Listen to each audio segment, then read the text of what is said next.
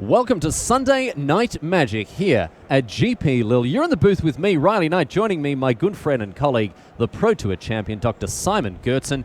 And Simon, look at this lineup. We've got the world champion Javier Dominguez against Arne Huschenbeth, the rising star from Germany. This one promises to be, the sparks are going to fly, I'll tell you that much. Arne had to beat Christian Haug in the last round of the Swiss to make it into the top 8. Of course, another German player. Both of them part of the Hararuya teams. And of course, Javier also being sponsored by Hararuya. So we're seeing the mirror match of red shirts here. Not a mirror match when it comes to the cards being played, however, as Izzet takes on Golgari. And a good start from Dominguez, curving out with a Merfolk Branchwalker into Midnight Reaper. That's a nice start from him. Yes. Very important, though, that Enigma Drake has 4 toughness. So both of these creatures are not really well positioned right now. Stonewalled by the Enigma Drake, as it is, of course, a 2/4 right now. Holds them off very tidily indeed. And Enigma Drake definitely playing second fiddle to Crackling Drake, but fantastic in Huschenbeth's list. I want to talk more about what Huschenbeth is working with here, particularly the Goblin Electromancer suite. Simon, there are so many cards in Huschenbeth's list, and you can see the 3 ones that I really want to talk about in his graveyard right now that are so enormously powered up by the Electromancer. Yeah.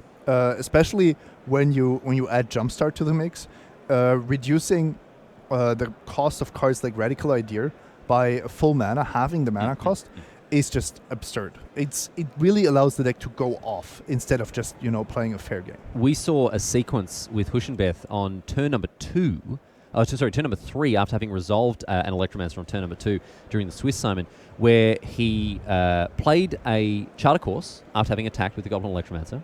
His opponent contested it with a counterspell. He then fired off a negate for 1 mana and then a Tormenting Voice for another mana as well. A 3 mana discount, 2 damage, and 4 cards off the top of the library, as well as cheap, very, very positive interaction. And all of a sudden, Huschenbeth was completely miles out ahead as a dive down contests this activation of Vraska Golgari Queen. I've been impressed with the style of gameplay that this Phoenix deck tries to enact. Absolutely, and it's a ton of fun as well. You really have all these options, and you have a lot of power level at your disposal. Look at how these two players actually have been trading blows here. Just basically Huschenbeth saying, I have the dominant board and I'm going to protect it. And that dive down to counter Vraska's -3 ability was absolutely crucial to stay ahead on the battlefield. Of course, just a one-of in Huschenbeth's list, but as the good Dr. Frank Carsten tells us, that first copy of any card is worth so much more than the second, third, and fourth. And is Huschenbeth going to leave the Golgari Queen alive? Doesn't look like it. He's holding a shock, so if he wanted to shock the Vraska, he would have done it before damage. Well, instead it's going to be a second copy of Enigma Drake. Huge better at the moment. I think it's a 7/4. Yeah, it's actually 2 lethal creatures right now. And Dominguez is really going to be put to the task. He's got a Ravenous Chupacabra. That'd be good for one of them here, Simon, but he might just be dead in the water. Mm-hmm. Ravenous Chupacabra is, of course, not mana efficient enough here. So I guess Dominguez's best out is Arne Huschenbeth having a brain fart and forgetting to attack. Unlikely, I would say. The young German, sharp as a pin, and look at this. An early win for Huschenbeth. He's got to be happy with that. Dominguez was sort of outclassed, didn't really put a foot wrong as you'd expect, but just the draw from Huschenbeth, just explosive in its power. Yep. And that is actually one of the matchups where the discussion is still ongoing. On paper, the Izzet Phoenix deck is favored because of all these flyers, and adding the Enigma Drakes to the mix actually does make a big difference here.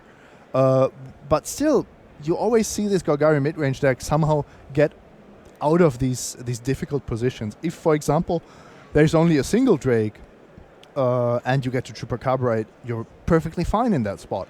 And also, let's not forget, if the Vraska -3 resolves, I think that Dominguez is heavily favored to win the game. Yes, indeed. Yes, kind of robs all of the wind of from Huschenbeth's sails there, and he wouldn't be able to fly so high. But Huschenbeth had all the answers came up trumps, and as a result, Dominguez, just got put in the ground there. What Hoegbloom had as a backup plan was actually to draw another creature and to jumpstart maximize velocity. Mm-hmm. So that would have given him another way to victory. I want to dial down on something, Simon, before we discuss sideboarding. You can see there the players both with access to opposing deck lists, of course, just so they're all on even footing during the top 8. This is standard practice throughout top 8s at the GP level and indeed the Pro Tour level. But Simon, something I want to talk about is a point that we've come back to throughout the weekend. The fact that the Golgari list is a little soft to flyers. Mm-hmm. Generally speaking, if you can assemble a respectable air force, there's not a whole lot that the Golgari mid-range list can do to contest it. Now, Dominguez is playing 3 copies of Vivian Reed. This is a fantastic answer to flyers. Do you think that the increased number of this Planeswalker in Dominguez's list has contributed to his success against these blue aerial decks?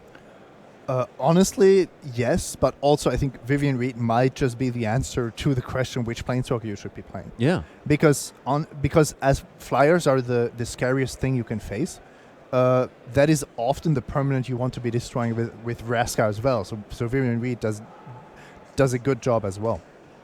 We are going to have a look in on our one of our other tables here. Good news for fans of yellow hats around the world, because it is Gab Nassif getting it done. And Simon, you love seeing Curious Obsession plonked on a 1-drop. How about 2 Curious Obsessions? That's twice as good.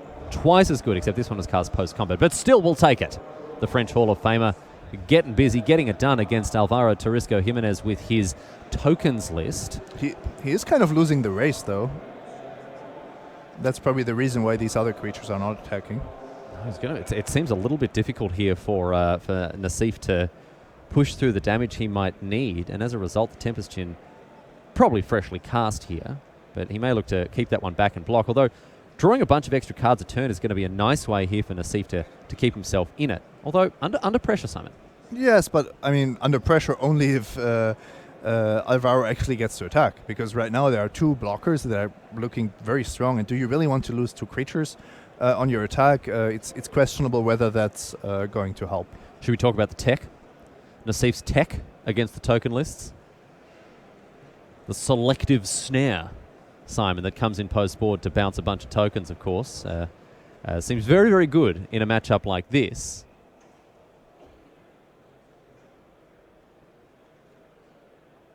And Judge Call away from the table has kind of slowed down the momentum. We've moved from shuffle cam to judge cam here, but I'm sure we'll be able to get things rolling before too long. I think the judge call is whether the second Curious Obsession gets sacrificed, as it wasn't around for the creature to attack. But that seems like a very easy question to answer. So I don't know. Maybe it's not that. It could be anything. Could be questioning the legality of wearing such garish clothing at the feature match in the feature match era. I'm sure we'll find out. So Jimenez resumes his seat, and looks like we're heading back to the Selesnya player now for his next turn, Simon. Yeah, maybe we'll get confirmation as what exactly happened there. Unsure. In any case, back to the races now. Jimenez hell-bent, 6 1/1s in play. Looks like the discussion may have revolved around the fate of that Adanto Vanguard. Very difficult for us to piece together here, so let's just get on with the show and see what's going on. So apparently the question had something to do with the trigger of Merfolk Trickster and its ability and interaction perhaps with the Adanto Vanguard. It doesn't matter. That's in the past, Simon, and I'm all about moving forward, looking into the future. History, that's boring. Don't worry about history. Maybe if you've already activated it so that it's indestructible, whether that's an ability that you can lose. I don't know. Yeah, it's a tricky question because some things don't count as abilities. I think indestructibility might be one of those, but who knows? Maybe they change the rules again. I know they have changed the templating of indestructible, but in any case, once again, that's in the rear view. And what's important now is Nassif has to threaten a 2-turn clock here. Otherwise, you're always at this risk of just losing to a mass pump effect. to that flourish, for example. Which Jimenez is just one land away from being able to cast. So He can activate a Danto this turn. yeah, I mean, effectively there's already a 1/1 lifelinker in play. It's just not visible yet. Still hiding behind the wooden palisades of the first fort. In hand for Nassif, looks like a second Tempest Djinn, a charter course there in addition to a Warkite Marauder. And he's doing some quick maths here to figure out exactly how he's going to push through those 16 points of damage before he himself succumbs. With the second Tempest Djinn coming down, there might actually be a line where you only attack for 3 this turn, and then you attack for 13 or 14 next turn. Because whether the Tempest Djinn attacks this turn or not is actually irrelevant as long as both of your Tempest Djinns connect the turn after. So, Nassif draws 2. The obsession of the Siren Storm Tamer certainly paying dividends for the French Hall of Famer. Here's a second Tempest Djinn. And we'll see another blocker deployed. I think Nassif has a Syncopate in hand, so that's a great answer to Flower Flourish. I don't think he has a Syncopate. But I'll tell you what it is. It's Warkite Marauder, and it looks like the old version of Syncopate. You know, like they've got the yellow and orange lines coming off in the middle? Yeah. Yeah, looks exactly like a Syncopate. It looks very similar to it, at least. I don't know how heavily you're ladening your voice with irony, so I choose to assume that you are being earnest, and I thank you for your positivity and support of my original position. Land off the top here for Jimenez. He finds a forest. And now I think Nassif has maneuvered himself into a position. Yeah, it's clearly now that he's even safe from a flourish, because there's only 3 points of life gain, and if Jimenez attacks with everything, Nassif can even let 2 creatures through. Yeah. So it looks like it's just going to be the Vampo getting through here to buffer Jimenez back up to 14, but I think this one's in the books already. Looks like the French Hall of Fame is going to take it out easy peasy lemon squeezy. Plays a 6th land. Those Tempest Djinns are uncontested in the air, both of them 6/4s. And this fighting force that Nassif has put together, I think is going to put this game in the books. It's kind of funny how players are going are leaning towards flyers to beat Golgari, and then Selesnya is kind of getting the caught in the crossfire. The splash damage. Yeah, that's right. Yes, very few ways for the Selesnya deck to meaningfully contest the air, and unfortunately Jimenez pays the price after taking a billion squillion damage thanks to the double Tempest Djinn draw of Gabriel Nassif. Fortunately now, we are going to miss out on Shuffle Cam. I do apologise to those of you who are big fans of watching people mulligan. I'm sure we'll have a chance to showcase that in the future. But right now, it's back to Huschenbett versus Dominguez, and a slower start here from Huschenbett by all means. Yeah, let's try to understand what happened here. So Dominguez curved out really nicely here with Jadelight Ranger and Deathgorge Scavenger, which aid maximize velocity. Not that that's huge, but it's definitely a card that is going to be really difficult for Huschenbett to play against unless he shocks it right away. So, the Deathgorge Scavenger gorges no more. Its scavenging days are over. Jadelight Ranger reveals Vraska Golgari Queen here. Man, I just always want to put the first card in the bin. For value? Yeah. It's like when you scry twice in a turn, but you've already kept something on top. Mm-hmm. You feel like you're just not maximizing it. You're not actually using the cards, as Richard Garfield intended, which is the worst crime. Back to Huschenbett now. Finds a 5th land in a mountain off the top. He's got another, I think it's a Steam Vents in hand. And you can see how different this game feels when the Is It Phoenix deck actually doesn't have that explosive draw, doesn't get onto the battlefield as early as possible, because suddenly the life totals are in a way that Huschenbett can't even think about racing here. Yeah, precarious they are for Huschenbett here. And even the 4 toughness on the Enigma Drake is not that great when there is a 4-power Jadelight Ranger on the battlefield, and you have to protect it from Vraska potentially. So actually, I mean, leaving Vraska on top, clearly the best possible play. Getting a 4-power Jadelight Ranger guaranteed, and an answer to the Enigma Drake. Dominguez has just been out like the clappers here. Look at this. He's got a Llanowar Elf on turn 1, Jadelight Ranger turn 2, Death Gorge Scavenger, another Jadelight Ranger, Vraska in hand. He's got all business all day. I think there's even a Ravenous Chupacabra in hand. This one's going to be a long uphill battle for Huschenbett. It might just be over. I agree. Man, the swings are very real here, Simon. This is kind of what I was saying. I understand that on paper, the Is It Phoenix deck should be favored against Golgari, but I'm not buying that this is some kind of walk in the park matchup. It just isn't, because it's Golgari and you still have a lot of things that can go wrong. I don't think there are many lists that have a free win against Golgari. True. And conversely, I don't think there are many lists that Golgari has a free win against either. The 51% deck, The 50 to 55% deck. That's how it goes. Here's Vraska Golgari Queen. Dominguez almost guaranteed that it will resolve, given that he had 2 mana up for Spell Pierce should Huschenbett be playing that card. I guess they both have access to the deck list, so they know that that's not an option here.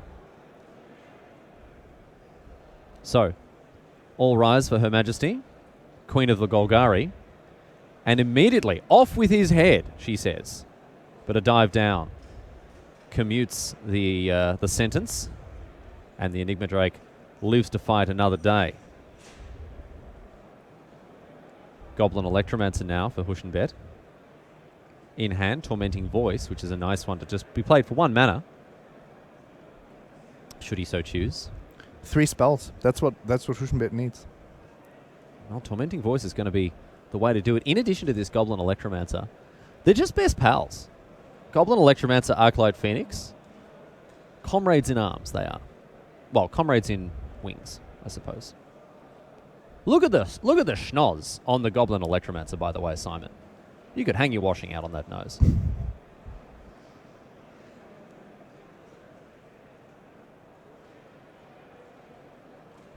Looks like a beak. Might be a Goblin Bird Wizard just hiding that from that information from his detractors there. Another Tormenting Voice off the top for Arne Huschenbett. He finds an Opt as well. So he hasn't played a land this turn, so that would give him the option to bring back that Arclight Phoenix. Does he have a land? Yeah. Yep. No, he doesn't. Sorry, excuse me. It was just discarded to the Tormenting Voice. He did discard the. He had the 5th land in hand initially, but I missed the fact he discarded Tormenting Voice.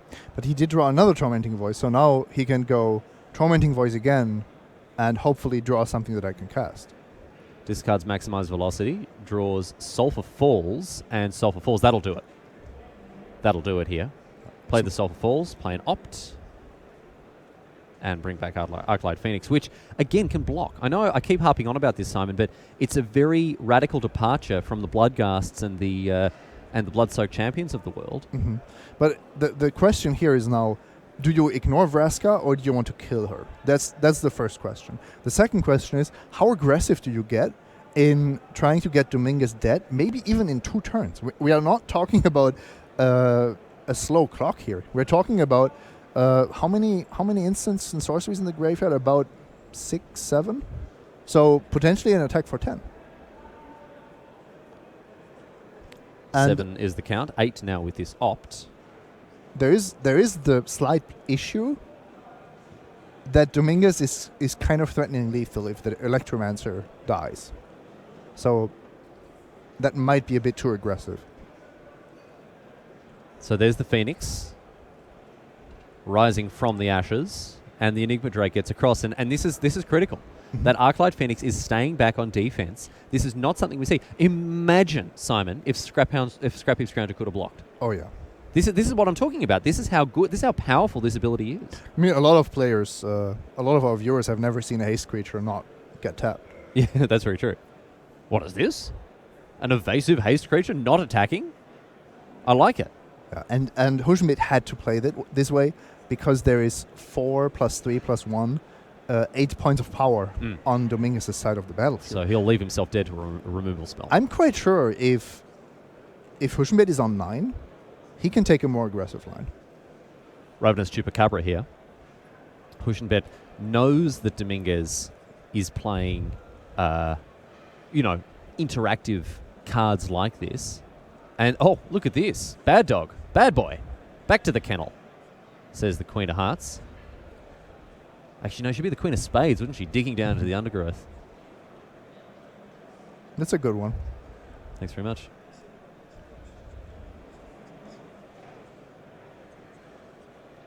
And now Dominguez going to line up an attack. These Jade Light Rangers getting busy. With this Enigma Drake out of the way, the pressure has been taken down by the world champion here. Mm-hmm. Don't forget the maximized velocity, though. This does mean, yes, that any creature is a very live draw for Huschenbett, especially if it's a Drake of some kind. Of the crackling variety. Could be a Crackling Drake, could be an Enigma Drake. Either will get it done with an Enigma, with a maximized velocity. Looks like it's a Crackling Drake for Huschenbett. So, how many instants and sorceries? The last count was 8. I don't think that's changed. 1, 2, 3, 4, 5, 6, 7, 8 instants and sorceries. Or is it just 7? Icon 7. No, because there's the dive down as well. That's in Huschenbett's hand right now. Oh, okay. I thought he had literal hand, not his magic hand. I thought he had all the creatures in his hand. Yeah, not quite. So double Tormenting Voice, Opt, Charter Course, Shock, Dive Down, and Maximize Velocity. So the Drake count, currently 8. 8 club bangers. We got Hotline Bling. We got In My Feelings. We've got other Drake songs that I'm not able to Google right now. And here is the Crackling Drake. Draws a card. And what's his next move? Can he crash in for 8 damage now? He definitely, with the blocks last turn, he gave himself a lot of time. He doesn't have the amount of pressure on the other side anymore that he was facing.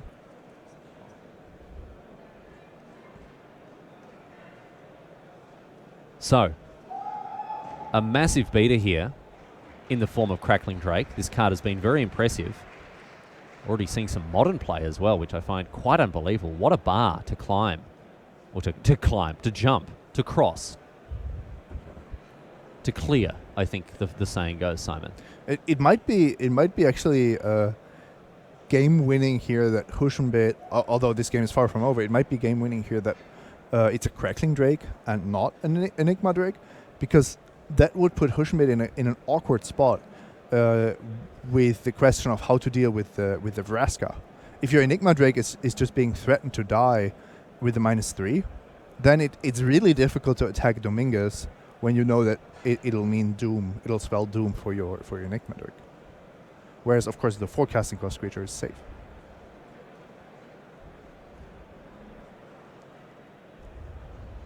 So Huschenbett ends up jump-starting his maximized velocity. 7 instants and sorceries remaining, so an attack for 8 now with the Crackling Drake. Dominguez counts them up. Uno, dos, tres, more Spanish numbers. Ocho. Yep, I know that one. And goes down to 3. Now, can the world champion do anything about this massive Drake that's threatening to end this, well, not just this game, but just this match as well here? More like Oucho. Very good, Simon. It's an actual joke. Yeah, German joke. An actual real joke you made. That's very good. He's going to gain a bunch of life here from the Wild Growth Walker, so that'll stem the bleeding just a little bit here. Put himself back up at 9. We know that Huschenbett is capable of putting many instants and sorceries in his bin in a great hurry and flurry. And we'll see if he's able to do that and take Dominguez down a peg or 2 here. The other thing is Huschenbett's life total is still well and truly under siege. The Wild Growth Walker now a 3-5. It's always a race. With this Izzet Phoenix deck, you're always racing against any kind of creature deck. It's different when you have the luxury of playing against control, but against Golgari midrange, against any kind of Selesnya aggro deck, it's always a race. Which makes it so interesting to play the Phoenix deck. And I think Dominguez doesn't find the removal that he needs. Bit of a stinker of a draw there in the form of a Llanowar Elves. He has Carnage Tyrant in hand and a bunch of lands, so things really not going Dominguez's way here. He has to be very concerned that he's taking lethal. On 10 life, with a 7/4 Enigma Drake, Crackling Drake, and all Huschenbett needs is, a nice charter course or a tormenting voice or something like that, and he's going to be in business. Crackling Drake off the top here. Not the perfect draw, but a redraw. Yeah. See what he can find now. Oh, runner, Crackling Drake. Crackling Drake flooded. It's all crackle and no pop now for Arne Huschenbeth because he cannot push through lethal this turn, Simon. So suddenly it's a different game once again. And something that I wanted to mention, these Arclight Phoenixes, as good as they are, it's not like they are always coming back when they've died. It is a bit of work to get to that point, and you can certainly not do it every single turn. So an attack for 7 now looks to be on the cards here for the German. Can you risk that? In the face of Wild Growth Walker and Jadelight Ranger. And, excuse me, Enigma Drake only counts him in the graveyard. The Crackling Drake also counts him in exile. Absolutely. So it is a 9-drop. It is. No. Oh, no. Arne Huschenbeth could have cast Disdainful Stroke on his own Crackling Drake to attack for lethal this turn. Yes. He was missing just 1 point of damage. And he had it in hand. But maybe he decided against it because he was scared of the mana that Dominguez has open. Something like a Cast Down or an Assassin's Trophy. Well, Cast Down you can't Disdainful Stroke. So in this case you would be losing to the... Because this line loses to Cast Down. If an end of turn Cast Down on your Crackling Drake, we'll just lose you the game. Well, as it is, Huschenbeth had a potentially game-winning line, opted against it, Simon.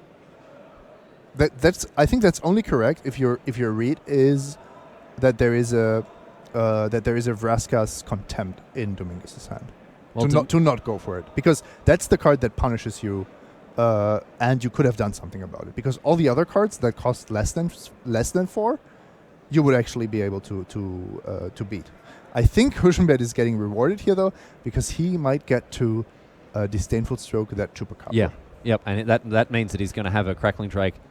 He's going to have an embarrassment of Crackling Drakes here.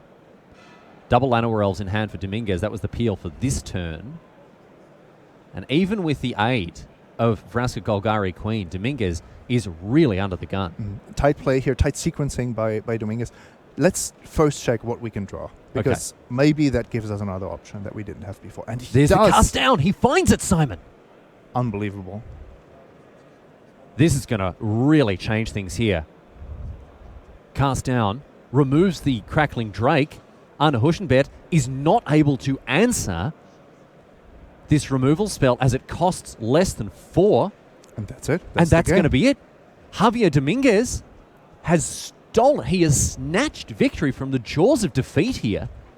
Super impressive. All he has to do is send in the clowns. He does exactly that, and we're going to go to game 3. Arne Huschenbeth went down swinging, and he's going to be there scratching his head saying, where did this one go wrong? Should he have countered his own Drake? In this situation, you have to. It would have won the game. No, but just objectively, was it correct to play? The only thing he beats with this line is a Vraska's Contempt. Everything else he's really weak against. But the thing is, Dominguez can rip that Cast Down. He can find that Assassin's Trophy. There are ways. Oh, man, it's really tough, isn't it? I think it was a mistake. I think you have to go for lethal. Just make hay while the sun shines. Because the thing is, if Dominguez doesn't have it, you put him to the question immediately. You give him fewer chances to find the cards he needs. And the other thing is, Dominguez had multiple cards to draw. He had the Memorial to Folly to bring back a card from the graveyard. He was able to draw from the top of the library and then activate his Vraska. Yeah. I mean, the Memorial to Folly wasn't a big deal, because getting Chupacabra was kind of part of Arne's plan. But the rest, all of it is certainly relevant. Well, we're going to get a game 3, and I imagine the people around the world very, very happy with the fact that this drama, this action will continue. But now we can take a quick break from it, head over back to our second table, where Alvaro Torresco Jimenez has his work cut out for him, taking down the Hall of Famer Gabriel Nassif. Looks like he's on the front foot here with these Adanto Vanguards. And kind Nassif, of, right? I mean, they're attacking into a horse that Gabriel Nassif is not too keen on keeping, and then into a Tempest Gen. So that's quite a lot of points of life that you have to invest if you want to keep them around. The Diamond Mare as a 1/3 is a nice defensive option against the lower to the ground defensive decks in Standard, and of course gaining a little bit of life here and there as well. Very good sideboard card against the almost monocolored aggro decks. Not a very good main deck card, though. And it's going to cost Jimenez 4 life to keep his Vanguard alive in the face of that Diamond Mare. So the horse goes off to the glue factory, and now Lyra Dawnbringer comes down as a huge haymaker for Jimenez. And that's... But Gabriel Nassif rips. Has he got a fifth? Has he got a seventh land here? No. He does not. Boo. That would have been insane. That would have been redonkulous, I would say. It would be several stages above ridiculous, all the way into redonkulous territory. But instead, it's just going to be sleep. That might also be ridiculous. That I think is also going to be ridiculous, Simon. Not quite into redonkulous territory, but still. Maybe I can get you up to redonkulous, but not much further than that. Sleep's going to keep all these boys tapped down here. And that means that Jimenez is really in a world of pain. I think we might see the entrancing melody for 0. We do. And we do see it after sleep. So it doesn't untap? No, it will untap. I think. It doesn't untap during its controller's next untap step, but it will untap during... I think Nassif would have still been better off with an untapped Knight. I think so. Yeah. How does this work? Does the creature gain the ability? No, I think sleep doesn't affect the creatures. Well, no. Sleep affects the next untap step. Those creatures don't untap during that player's next untap step. So, unfortunately for Gabriel Nassif, his Knight won't untap during Jimenez's untap step. He's devastated. And you can. I mean, it's obvious that if you know how your turn will play out, if you've made all your decisions before you actually do any game actions, you just cast the entrancing melody before you cast sleep. Yes.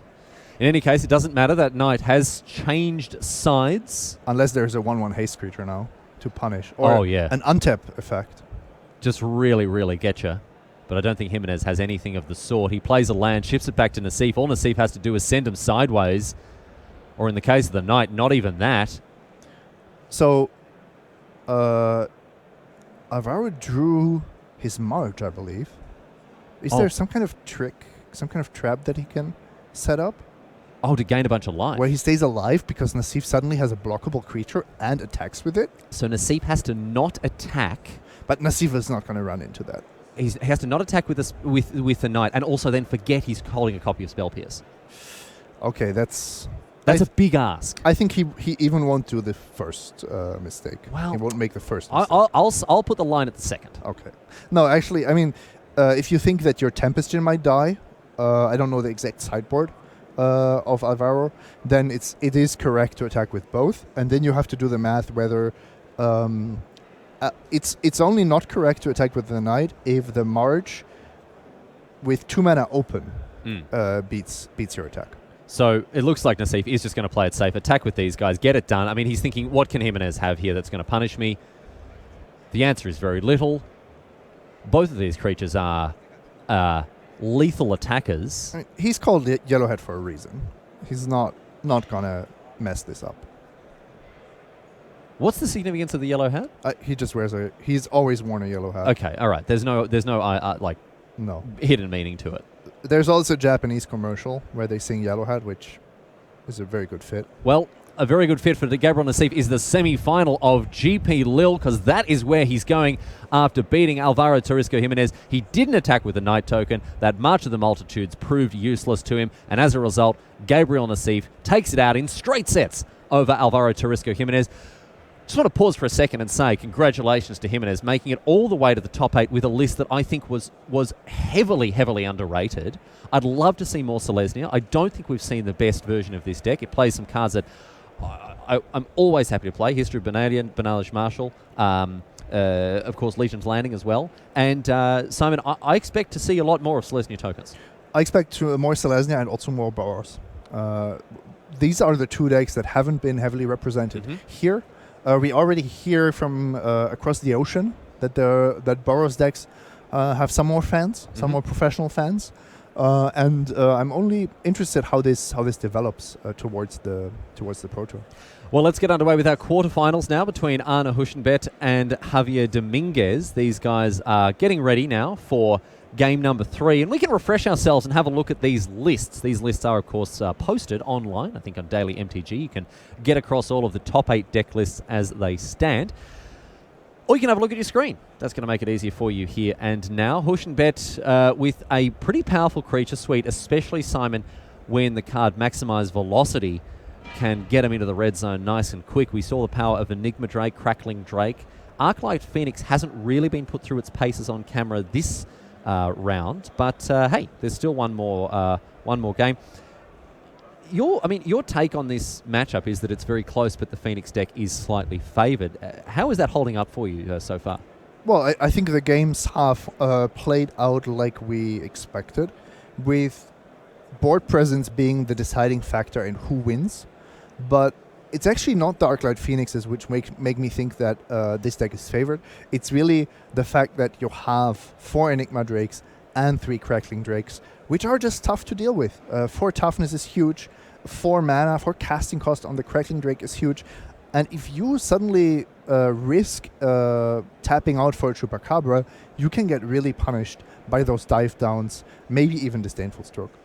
Plenty of interaction in the board as well, which I'm sure we'll see brought to bear. Things like Lava Coil, Disdainful Stroke, what have you. But let's have a look at Nassif's, at Dominguez's list as well here, Golgari mid-range. We've talked about some of the hard-hitting heavyweights in this list, Carnage, Tyrant, Fine Finality, and of course Vivian Reed. And I really like the position that all of these cards are in. Simon, let's compare and contrast Javier Dominguez's list with Christian Hulk's list. Now, Hulk unfortunately didn't make the top 8. He was playing 4 Llanowar Elf, 4 Druid of the Cowl, and then 4 Carnage Tyrant and 4 Find Finality. This guy knew what he wanted to do when he turned up at this tournament and had his own take on the list. But Dominguez was the one who ended up in the top 8. Yeah, I mean, Dominguez is an amazing player, and Dominguez also knew what he wanted to do. He just didn't go to this extreme of 4 offs all the way and playing Druid of the Cowl. I think his deck is a really balanced Golgari list that doesn't play anything that's bad or anything in numbers where you could point to and say this is too many of that. Maybe the one Rejuvenator you can talk about. You can talk about whether you need exactly 3 Ravenous Chupacabras, but ultimately this is a deck. If you bring this to the Pro Tour, nobody can say anything bad about it. No, it's kind of right in the middle of the road when it comes to Golgari mid-range and what it's all about there. I do think that his sideboard is not perfectly positioned to deal with the Izzet deck list, because ultimately what he would want to have is more answers to the Drakes, and just bringing in a Cast Down and a few Deathgorge Scavengers doesn't do it for me. Couple of results from the back tables. This indeed now is our last game in our quarterfinals, because Christopher Larsen, the Danish juggernaut, has beaten Florian Trotter 2 games to 1 on the back tables, as indeed has Etienne Bousson, who beat his opponent 2 games to 1 as well. So our semi-finalists so far, as you can see, Christopher Larsen, the Danish juggernaut, will be facing off against Yellow Hat Gabriel Nassif, the French Hall of Famer. And Carlos Morel went down in straight set, 2-1 here to Etienne Bousson, and now Bousson will play the winner of this game here between Dominguez and Hoegbloom. Which means we get to see them on a red deck, which would be really cool. Finally, so we're waiting all weekend for a momentous occasion like this. These players examining their opening hands. Hoegbloom does not look like a happy chappy with what he has ripped off the top of his library to start game number 3. And he's actually already gone down to 6 by the look of things as well. That's a rough start here for the German. And a 1-lander as well. I think he got to send it back. He lost game 2. That means he's on the play. And you are... Actually, this deck is quite mana hungry in a weird way. It doesn't play a lot of lands, but because it has this high number of cantrips, you actually want to reach, of course, your 4th land drop on turn 4 if possible. I think, it's the velocity of the deck that really makes up for its low land count. But starting off with a single basic mountain, unless you've got a Tormenting Voice and you know that you think you've got a good shot of finding that. The thing is, Hoegbloom here is on the play. He doesn't get that extra draw step, and I think going down to 5 is the right call here. Yeah, I mean, I commend him for it. It's a tough decision to make. Being on the play also means you really don't want to be on 5, but you have to do what you have to do. You have to do what you have to do, and I commend Hoegbloom for being able to make a difficult decision. I think what you now want is you want to have a hand that can draw out of its troubles. And I think that is possible with multiple Crackling Drakes, if you get to that point. But also maybe just a Goblin Electromancer, attack with it, and then play those Charter Course. Play a Charter Course. I think what Huschenbett is looking for here is, rather than action, is all of those draw spells, because they are going to give him the greatest chance to sculpt a better looking hand. Whether it's Tormenting Voice, whether it's Charter Course, whether it's even just Radical Idea, that's going to give him the best shot at putting together a hand that isn't completely embarrassing on 5 cards. Absolutely. And also his threats rely on those spells. Exactly. So there's really no way around it. Oh, no. It's a 0 lander here. It's all come apart at the seams here for Huschenbett. Geez, that's a rough beat. There's very little to say about a situation like this. You don't really want a GP, campaign to end in this way, and you can see that Huschenbett is really not happy about how this is coming to fruition. Look at that. He's now thinking about his scry. If he can find a blue source on top. If he can find a blue source on top, he's in with a sniff. But look at this. Javier Dominguez sitting pretty. He is loving his chances here. He's absolutely on a tear, this bloke. Richard Hagen making a brief appearance on... Oh, and Stephen Leeming, our producer, very quickly sliding away from that shot. But Huschenbett here. Look, my heart goes out to him. Really tough spot to find yourself in the quarterfinals of a GP. So we have a break after this round. Yeah. If I go up to him and ask him about this disdainful stroke play, would that be reasonable or unreasonable? I definitely wouldn't be doing it today. I'd like to come back to it and hear his thoughts because on that's it. kind of my style. Well, I tell you what, you're... So, have you heard the Theodore Roosevelt saying, speak softly but carry a large stick? Yes, of course. Yes, it's advice when it comes to managing international diplomacy. Yeah, isn't that like Cold War rhetoric? No, not quite. It was a little bit before the Cold War, but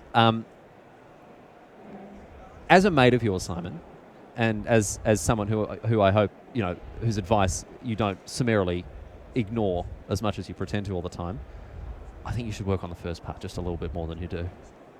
The big stick part. It's fine. Great. Really, really good. No, like, no kidding. Fantastic big stick work from you all the time. But the speaking softly bit, I would leave Huschenbett to process that play before interrogating him about it. Here's a Merfolk Branch Walker from Javier Dominguez, and Huschenbett has found a land, and which means an opt is going to send a card below decks. Can he find his second land? He cannot. So rough stuff here for Huschenbett, and Dominguez only really needs to put together even a mediocre curve out to really start to school Huschenbett. And Huschenbett's looking at that as if he could see that Assassin's Trophy, and Dominguez hands like, just cast it. Cast on anything, I don't care, please. Instead, it's more discards. So goes from bad to worse here for Huschenbett, out of the frying pan into the fire. And a blazing inferno it is indeed. And here you just take the Tormenting Voice to stop on if I'm doing what his deck wants to do.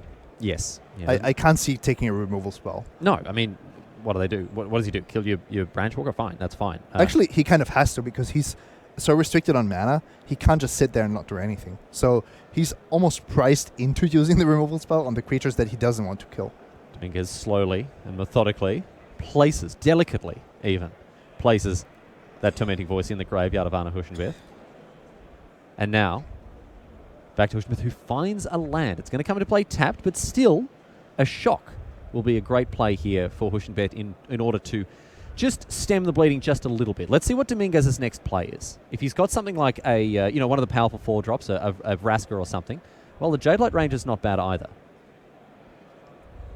Deathgorge Scavenger.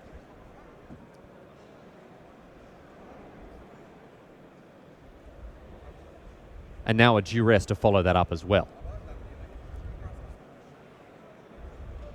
That gets rid of the Lava Coil here, Simon. Yep, the final card that you could actually snatch with Duress. And a Mountain now as well. So, look at this. Arne Huschenbett, all of a sudden, he's like, oh, mate, you know all those instants and sorceries you discarded? Please and thank you. Yep, has a 4/4. Check out my 4/4 for 3. Now, if that just gets handled with a Chupacabra or a Vraska, yeah, that would really be frustrating. But it looks like Hoegbloom can at least stay in this game for a bit longer. The Jade Light Ranger comes across for 4. Hoegbloom has the option to block, of course. Don't know that he's going to take it. And we'll see a Seeker's Squire and a sigh of relief now for Hoegbloom. I'm sure, as he does need that Enigma Drake to survive. And a Death Gorge Scavenger is going to bring its power down just a little bit here. Lava Coil hits the Exile Zone. How ironic. Like rain on your wedding day, Simon. No, I'm still not sure how much I like the Death Gorge Scavenger in this matchup. I'm surprised to see it being brought in. Well, it does eat Arclight Phoenix occasionally, maybe a Jumpstart card. And you don't have, in the case of Javier Dominguez's sideboard, you don't have that many cards to bring in anyway. That's true. Well, here's Arclight Phoenix Au Natural from Arne Hoegbloom. I tell you what, he's found his lands all right, huh? Mm-hmm. It's looking a lot better than it was when he passed the turn.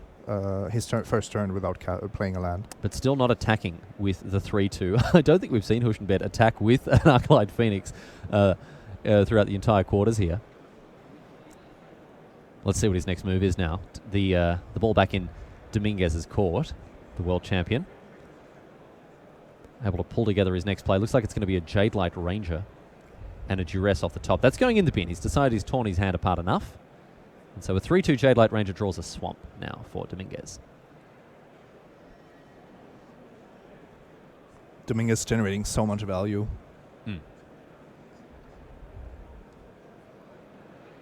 Now, Dominguez has some interesting decisions to make when it comes to his attacks, because no matter what he does, Hoegbloom's blocks are going to be pretty good. Mm-hmm.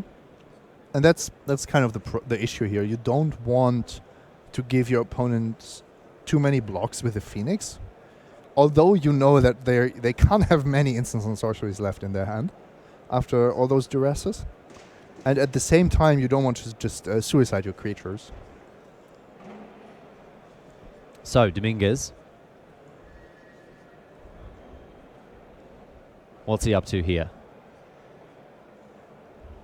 He's got the option of attacking with almost the entire team, just that Jade Light Ranger in the bottom right, unable to get busy this time around. And so in they come, just the single Merfolk Branchwalker sticking back on defense. And this makes good sense. Now it means that Hoegbloom has no free blocks, but can still line up some pretty good trades were it not for this Assassin's Trophy.